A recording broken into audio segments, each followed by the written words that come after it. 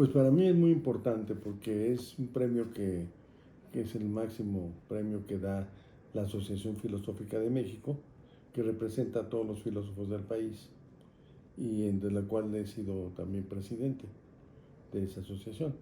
Así que es un honor el recibir este reconocimiento.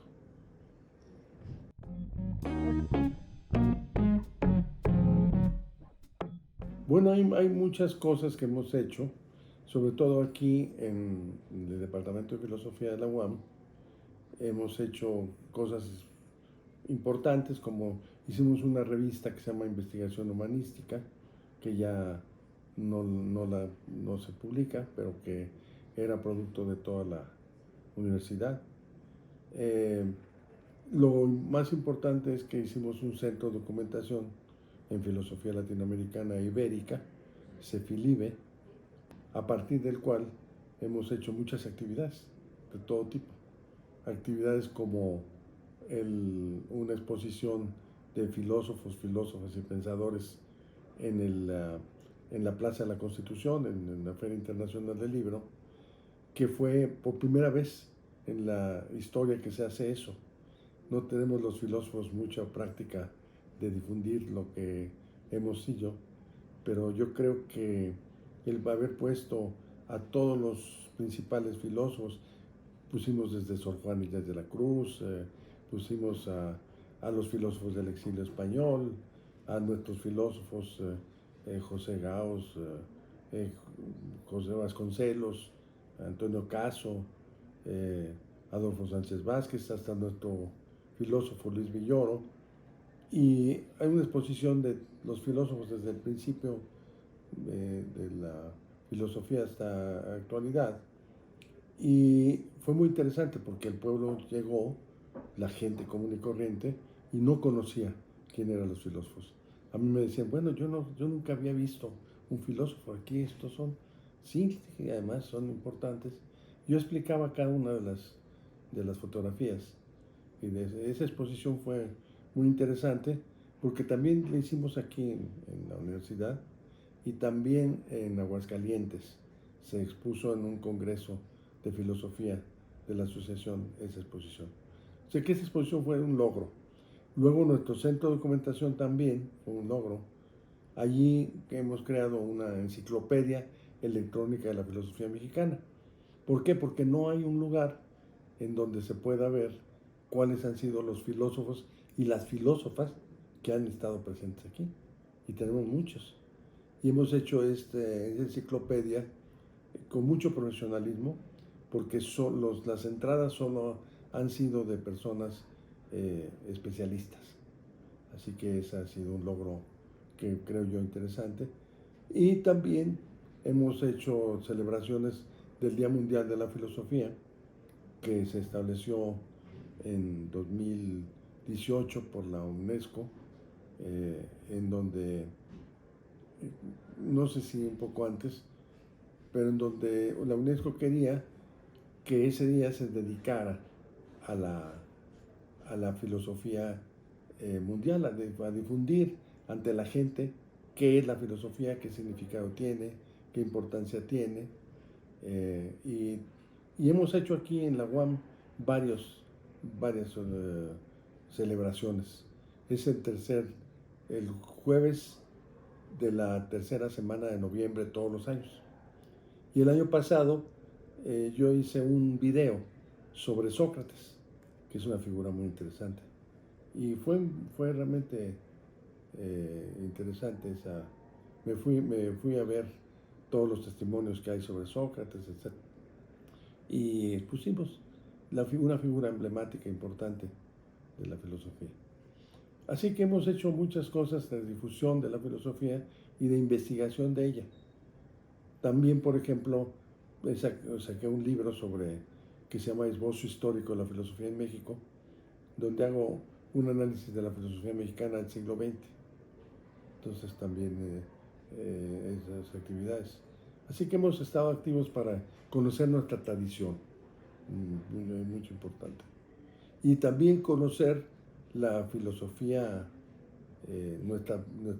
no solo nuestra propia filosofía, sino defender la filosofía.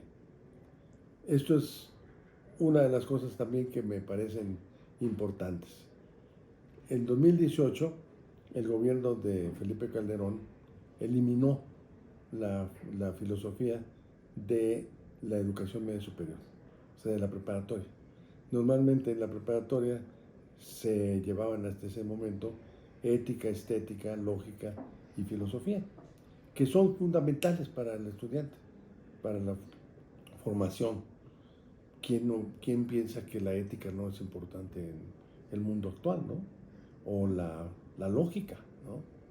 Entre otros estudios, las falacias, etc.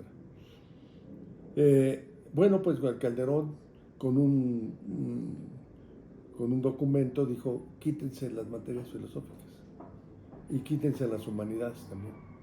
Ahora la preparatoria va a ser básicamente técnica. Y entonces nosotros, digamos, formamos un grupo llamado Observatorio Filosófico de México. Juntamos a un grupo de gente para luchar en contra y dimos una lucha interesantísima, porque en primer lugar nos opusimos públicamente a esa medida de quitar esas disciplinas. Y llamamos a diferentes instancias. Por ejemplo, nos apoyaron todos los maestros eméritos de la UNAM. La UAM nos apoyó muchísimo también. Aquí la UAM Iztapalapa. Y luego entonces también el Senado, porque en ese momento, si recuerda usted, Calderón era del PAN, pero el PRI estaba dominando el Senado. Y entonces metimos un punto de acuerdo en contra de Calderón diciendo que tenía que poner todas las disciplinas.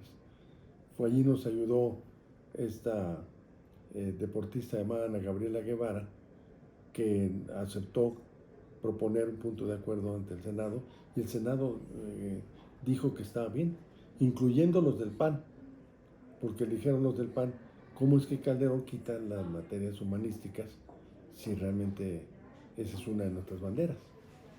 O sea, era una actitud. Luego estuvimos trabajando más a fondo y vimos que esto era una corriente internacional de lucha en contra de la educación filosófica. Al grado de que, por ejemplo, Fujimori en Perú quitó las materias filosóficas. En España también quitaron las materias, algunas, no todas. En fin, una corriente internacional de darle prioridad a lo tecnocrático y dejar de lado lo humanístico, cosa que no es posible. O sea, es necesaria una coordinación entre lo técnico y lo humanístico. No puede ir solo, ¿no? Entonces, pero resulta que ganamos. Resulta que al final del régimen, Calderón tuvo que reponer las materias. Hicimos varias negociaciones allí en la SEP, directamente. Ya cuando ellos veían un poco perdida la cosa, nos dijeron, bueno, les damos 2 y nos quedamos con una. No, pues, si esto no es así. Les dijimos, no es así. Nos quedamos nuevamente las disciplinas, porque consideramos que eran fundamentales en la educación. Entonces este es un logro que tuvimos. Yo encabecé las negociaciones, aunque era un grupo importante el que estaba detrás nuestro. La Asociación Filosófica, profesores investigadores, universidades, la UNESCO e incluso la ONU, porque vino el delegado de la ONU para la educación y fuimos a entrevistarlo. Y justamente con nuestra maestra, que en paz descanse, Carmen Trueba, me acompañó a ver el delegado de la ONU. Y el delegado de la ONU comprendió muy bien y fue y denunció allá en la ONU que aquí en México estaban quitando la filosofía. Entonces fue interesantísimo, fue muy bueno. A resultas de ello, la UNESCO me invitó a un coloquio que hubo en la Dominicana y nos dijo, ustedes allí sería importante que ustedes publicaran un libro insignia de nosotros, un libro que difunde la filosofía, que se llama La filosofía, una escuela de la libertad. Y ese libro es importante para nosotros, porque se está publicando en inglés, en francés, en alemán y en español. Ustedes deberían ustedes, nos gustaría que ustedes lo publicaran. Yo aquí vine, hablé con el rector y me dijo, o sea, claro que sí, y lo publicamos aquí.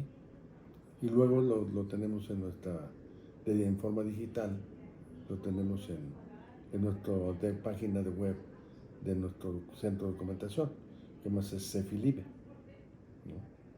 Así que bueno, hay muchas cosas que contar que hemos hecho para que la filosofía tenga fuerza, importancia, significado, y por lo tanto, pues es una labor que hemos estado trabajando, y por eso yo creo que la asociación nos reconoce qué es lo que hemos hecho, y pues ese reconocimiento pues es para mí muy gratificante, y que bueno, aunque no lo esperaba para nada, ¿eh?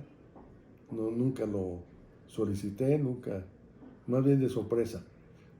Me llamó el presidente de la asociación, me dijo, pues fíjate que la comité directivo acaba de nombrarte premio Alonso de la Veracruz. Le dije, bueno, les agradezco muchísimo.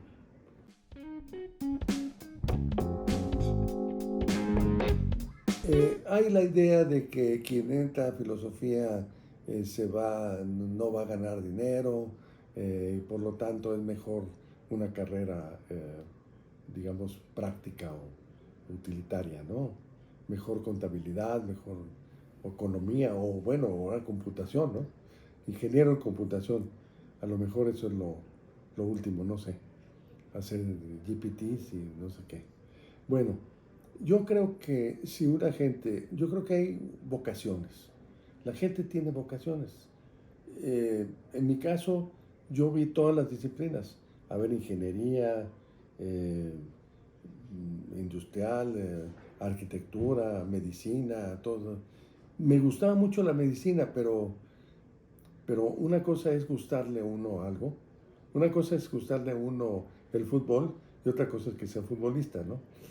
Y en cambio, a mí me gustaba mucho leer, y filósofos, literatos interesantes como Jean-Paul Sartre, por ejemplo, me fascinaba. Decía, bueno, un gran literato, pero también un gran filósofo. Aquí tenemos, o un Bertrand Russell, ¿no? Que un gran filósofo y investigador. Entonces, yo descarté todo y dije, no me gusta nada. ¿De qué voy a ser? Pues seguramente ser maestro.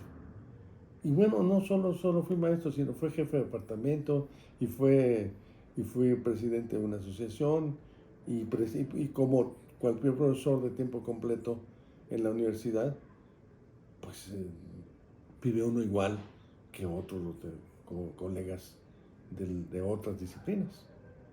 Entonces, yo creo que si hay vocación por la filosofía, hay que seguirla hasta el fondo. Uno encuentra su vocación central.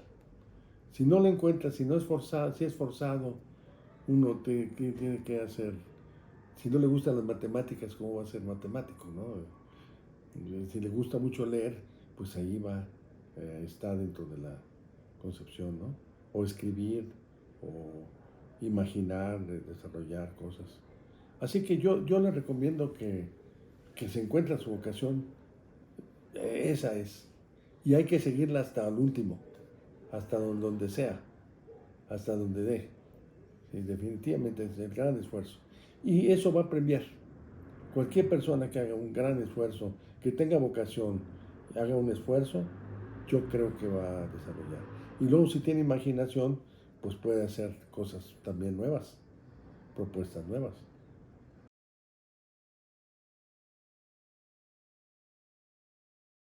La filosofía es urgente y necesaria. Mientras más, ahorita estamos en una revolución tecnológica, es decir, la cuarta revolución digital. Pero necesitamos saber qué está provocando esta revolución. Entonces la filosofía, junto con las ciencias sociales, tiene que explicar a los individuos en qué situación estamos, qué cambios están efectuándose y cómo defenderse frente a esos cambios, ¿no? Porque, por ejemplo, la revolución tecnológica está dejando fuera a mucha gente, ¿no? Desempleada, ¿no? Entonces, bueno, ya está también tecnificando mucho, está volviendo los robots también, lo digital. ¿Qué significa eso? ¿Dónde está el aspecto humanístico? Porque como decía Rousseau, puede haber un desarrollo técnico muy importante, pero humanísticamente no. Moralmente la gente está, dice Rousseau, que había un desarrollo tecnológico, pero moralmente la gente era más corrupta que nada. No, digamos, no exageremos, pero sí la filosofía va a ser un elemento fundamental para explicar los cambios profundos que estamos viviendo. Sin filosofía no habría esa explicación. Entonces viviríamos en una situación de dejarnos llevar por los acontecimientos, que mucho pasa, ¿no? Pues nosotros tenemos que protestar, que criticar, que decir no, ¿no? Al mundo, digamos, al salvajismo, ¿no? Del narcotráfico, al salvajismo o a los efectos de la revolución tecnológica. Tenemos que reforzar las humanidades en ese aspecto. Entonces, la filosofía es esencial. Si dejamos morir a la filosofía, a la ética, a la lógica, a la estética, al problema del conocimiento, pues realmente vamos a vivir un mundo muy desamparado, muy desolado, ¿no? Muy desolado, que no creo. Entonces yo creo que siempre va, que la filosofía tendrá que estar, pero tiene que estar renovándose. O sea, no podemos ser con una filosofía tradicional, sino una nueva filosofía, una nueva respuesta a la situación, sobre todo aquí en México, ¿no? Que en donde estamos con el efecto de estas revoluciones. Ahora, el papel de los filósofos. Veo que no estamos a la altura de lo que yo estoy diciendo, todavía. Creo que deberíamos tal vez afinar.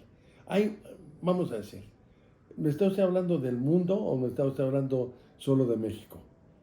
Porque yo soy miembro del comité directivo de la Federación Mundial de Sociedades de Filosofía, que es la federación más importante mundial, y que cada 5 años hace un congreso. Yo voy a ir a este congreso que va a ser en Roma, el próximo Congreso Mundial de Filosofía, y allí uno ve a todo mundo, filósofos de la India, de China, de Japón, de Estados Unidos, de Europa, y ve uno la diversidad y complejidad del mundo. Entonces a ese nivel sí hay mucho movimiento. Tal vez no se vea mucho, pero está allí, ¿no? Ahora, a nivel de México, creo que sí tenemos todos que renovar nuestro espíritu. O sea, dejar de estar reproduciendo las filosofías de otros lugares y tratar de crear frente a la realidad nuestra. Bueno, dar una respuesta a los grandes problemas que tenemos. Y nosotros tenemos aquí dos grandes filósofos que nos han dejado una herencia. Uno fue el fundador de la división, Luis Villoro. Luis Villoro, su último libro, se llama Tres retos de la sociedad por venir. Y allí Villoro dice, tenemos en México tres grandes problemas. El problema de la injusticia, necesitamos un nuevo aparato jurídico que realmente tenga justicia. El problema del reconocer el multiculturalismo, porque en México hay muchas culturas y son aisladas entre sí. Debe haber más diálogo entre culturas, ¿no? Hay una cuestión mayor. Y tenemos también una democracia muy defectuosa, una democracia liberal que no es una democracia que sea adecuada, por ejemplo. Y entonces él hace una serie de propuestas de soluciones. Por allí hay que trabajar más, pero es un enorme pensador, Villoro, que afortunadamente lo tuvimos aquí, de fundador de la dirección de la división y del departamento de filosofía. El otro es muy importante también, que fue mi maestro Adolfo Sánchez Vázquez, trabajó muchísimo el campo de la estética, trabajó muchísimo el campo de la filosofía política, y sobre todo el último libro que hizo se llama Ética y Política, en donde nace justamente el tema de la relación entre estos dos aspectos. La política sin ética pues es una política totalmente descarnada, digamos, ¿no? De sin inhumana, o la política con ética, o la ética sin política es una ética que no se logra. Entonces las interrelaciones entre ética y política son muy interesantes, muy importantes. Entonces, bueno, pues él también dejó un libro muy importante, se llama Tiempo y Destiempo. Trabaja el tema de las utopías, el tema de la filosofía, el análisis sobre la crisis del socialismo, la estética,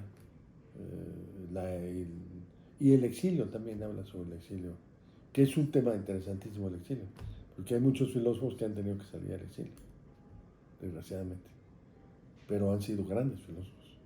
Afortunadamente salieron, porque si no los habrían matado, si se quedan en las zonas de guerra, ¿no? Entonces tenemos ese gran problema, pero en fin, yo pienso que tenemos que hacer mucho. Y luego hay un punto que tenemos que hacer mucho en filosofía, la divulgación de la filosofía. En la ciencia ha habido mucha divulgación, pero no sé si suficiente. Usted que es especialista en eso, me dirá más bien. Pero en la filosofía, durante 30 años no hemos divulgado la filosofía. No se ha divulgado, no se dice qué se publica, por qué se publica, qué importancia tiene para el público. No se establecen los vasos comunicantes entre el filósofo y el público. Y eso es necesario, es urgente, ¿sí? Pero no solo esos vasos comunicantes, sino también qué le vamos a decir a la gente, ¿sí? ¿Cuál es la propuesta? ¿No? ¿Cómo vamos a darle ciertos argumentos y soluciones para su propia problemática? Bueno, ¿cómo no hacer una filosofía divorciada de una realidad histórica en que estamos viviendo? La filosofía no puede estar divorciada, tiene que estar interrelacionada con ese mundo, con el mundo en que estamos viviendo. No podemos vivir dos mundos, uno el que vivimos normalmente y cotidianamente, y otro el que vivimos aquí en las aulas universitarias, ¿no? En donde hablamos de los grandes filósofos, ¿no? Tenemos que hacer una filosofía con una gran conciencia del mundo en que estamos.